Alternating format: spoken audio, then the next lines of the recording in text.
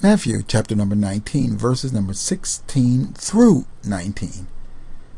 And behold, one came and said unto him, Good master, what good thing shall I do, that I may have eternal life?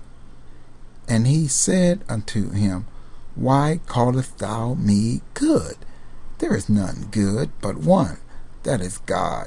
But if thou wilt enter into life, keep the commandments. He said unto him, Which?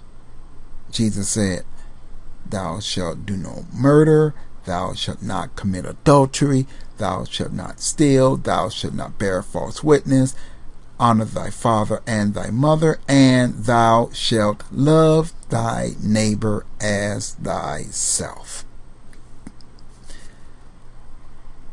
In this story, it starts out almost with the young man calling, Good master, what good thing do I need to do to inherit eternal life? This story almost sounds like there's something going on behind the scenes in this young man's mind.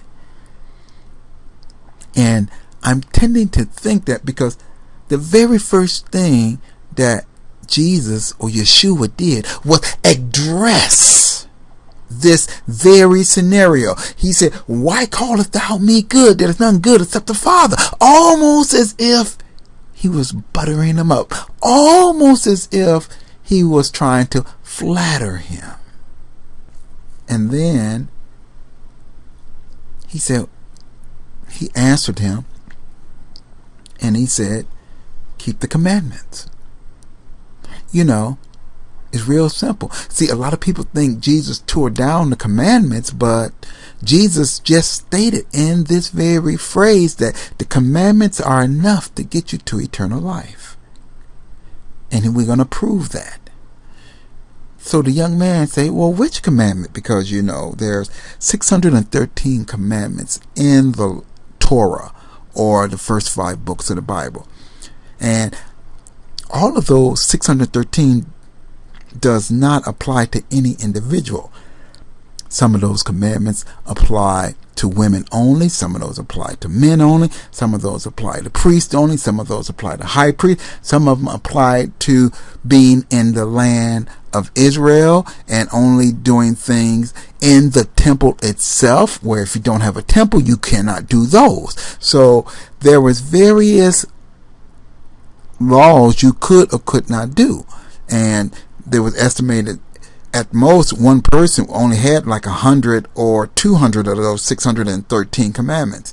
And that's really kind of small, considering there are over 100,000 laws, probably even hundreds of thousands on the books of so many governments.